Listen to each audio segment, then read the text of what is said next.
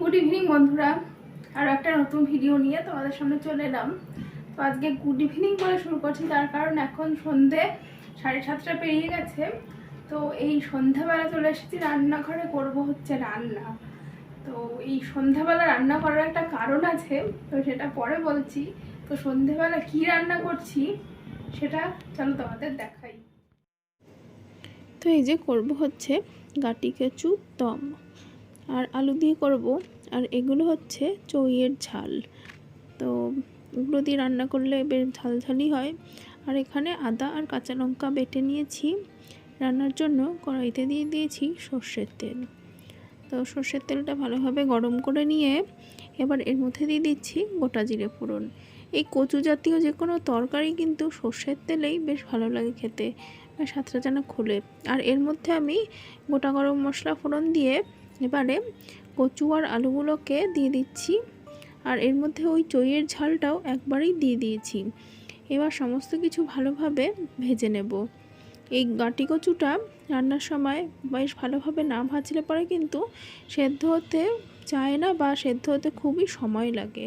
তো দেখুন আমি একটু হলুদ দিয়ে দিয়েছি, আর হলুদ দিয়ে ভালোভাবে ভেজে নিচ্ছি। আর এই যে এটা খুব ভালোভাবে ভাজা হয়ে গেছে।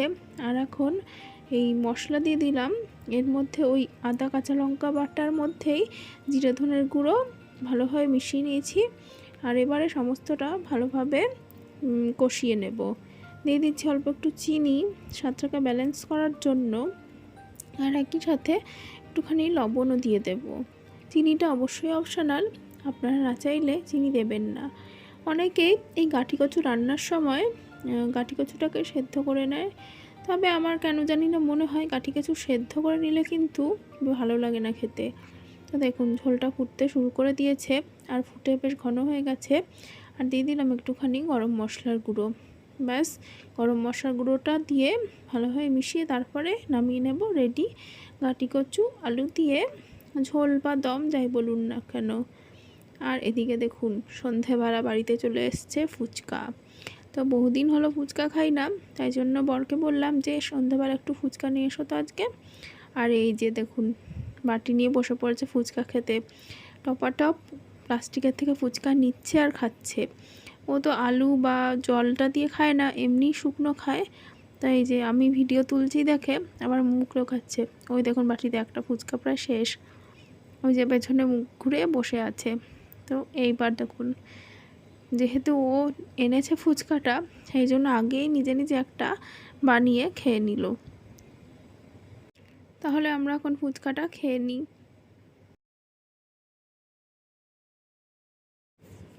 আর এই যে আমার এই গাটি কচুর তরকারির ফাইনাল লুকটা বেশ লাল টকটকে হয়েছে রঙটা। আসলে একটু কাশ্মীরি লঙ্কার গুঁড়ো দিয়েছিলাম এর মধ্যে। আর এবারে এই যে আমাদের দুজনকে দেখুন, ও হচ্ছে কোলের থেকে নামবে না, এখন ওকে কোলে নিয়ে থাকতে হবে। তাই আমি বলছি নাম, এবার গরম লাগছে খুব। সন্ধেবেলাটা এত বেশি গরম লাগে এখন, একটু তো ঝড় বৃষ্টির নাম নেই। তাই যে দেখুন কী করছে। তো রান্নাটা তোমার হয়ে গেল।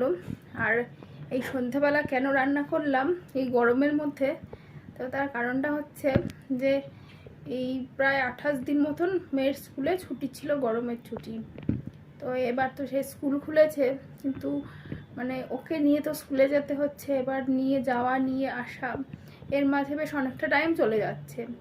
তো রান্না বান্না তো করতেই হবে, খাবারও খেতে হবে। তো সেটা করার আমি সময়টা সেভাবে পাচ্ছি না। তো সেই জন্য ভাবলাম যে যে কোনো একটা তরকারি এই সন্ধ্যাবেলাটা করে রাখি, তো তাহলে কালকে সেটা ফুটিয়ে খেতে পারবো।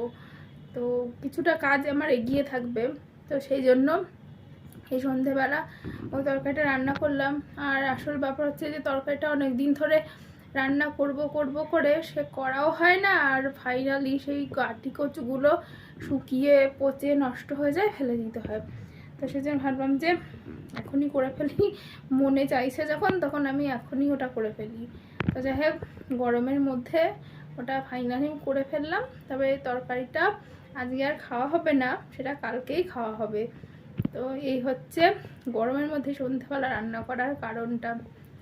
কি আর করা যাবে, বাচ্চা আছে, তাকে তো স্কুলে দিতেই হবে, নিয়ে যাওয়া নিয়ে আসাও করতে হবে।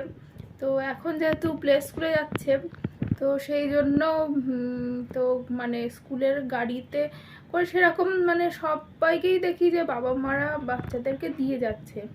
তো স্কুলের গাড়ি আমি এখনই দিতে চাইছি না, যতদিন পারবো নিজেই নিয়ে যাব আর নিয়ে আসবো। তো হচ্ছে আর ওই যে আমি ভিডিও করছি তো দরজাটা দিয়ে দিয়েছি যাতে বাইরের আওয়াজটা না আসে, আর ও পেছন দরজার উপর থেকে আমাকে চেঁচাচ্ছে, ডাকছে। কি হয়েছে, কি হয়েছে? আর এইটা মেঝেতে এইগুলো কে পরিষ্কার করবে এখন? আমি কি নোংরা করেছি এই মেঝেটা? আমি নোংরা করেছি? আবার বলে আমি নোংরা করেছি।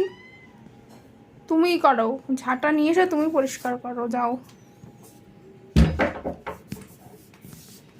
বাহ বাহ বাহ বাহ।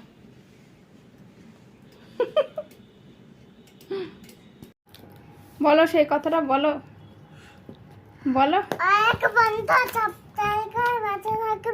ধন্যবাদ বন্ধু, কারণ এটাতে একটা জিনিস বানাতে হবে।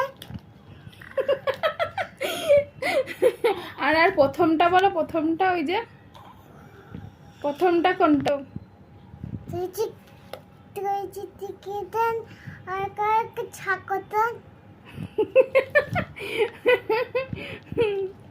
বাহ, এই যে পাকা মেয়ে, পাকা মেয়ে আমাকে যা যা বলতে শোনে ওপরে মুখস্থ করে রেখেছে সেই কথাগুলো, সেইগুলোই আপনাদেরকে শোনালো।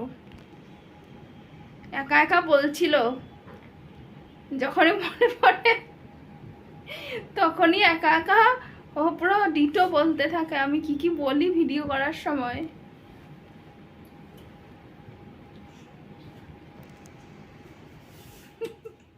তো বন্ধুরা, ভিডিওটা শুরু করেছিলাম গতকাল সন্ধেবেলা, তো আর আজকে এখন হয়ে গেছে পরের দিন বিকেলবেলা। মানে সারাদিন কালকে রাত্রে তো আমি সুযোগ পেলামই না, সময় সুযোগ পেলাম না যে ভিডিওটা শেষ করবো। আর মানে সত্যি কথা বলতে মেয়ের পেছনে দৌড়ে দৌড়ে আর ইচ্ছাও করছিল না, তো তাড়াতাড়ি শুয়ে পড়েছিলাম। আর তারপর সারাদিন সকালবেলা মেয়েকে নিয়ে স্কুলে গেলাম, সেখান থেকে এলাম, একবার এলাম এসে রান্না করে আবার গেলাম ওকে আনতে, তারপরে এনে স্নান করানো খাওয়ানো এই করতে করতেই সময় চলে যায়, সময় আর পাই না।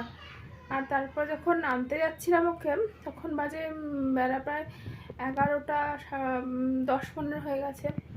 সে তখন এত গরম, মানে রাস্তা দিয়ে আমি যখন যাচ্ছি মনে হচ্ছে না আমি আগুনের ভেতর দিয়ে হেঁটে যাচ্ছি, সে এত গরম এখানে।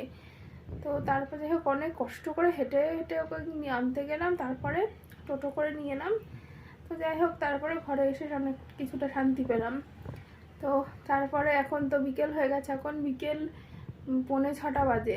তো এই যে দেখুন আমি ঘরের পর্দা টর্দা সব দিয়ে রেখেছি, জানলাটাও দিয়ে রেখেছিলাম, যেই না খুলেছি আর মনে হয় যেন ঘরে এক গাদা গরম ঢুকে গেল, সে এত ভাব এখনও। তো এই জন্য পর্দাগুলো দিয়ে রাখলাম, কারণ যে পর্দাটা দেওয়া থাক ঘরটা অন্তত একটু ঠান্ডা থাকবে। তো এই তো ব্যাপার। তো যাই হোক বন্ধুরা, ভিডিওটা আজকে বেশি বড় করবো না, তো ভিডিওটা এখানেই শেষ করলাম। আর ভিডিওটা ভালো লাগলে অবশ্যই চ্যানেলটিকে ভিডিওটায় লাইক দেবেন, কমেন্ট করবেন আর চ্যানেলটি সাবস্ক্রাইব করে পাশে থাকবেন। অনেক ধন্যবাদ বন্ধুরা।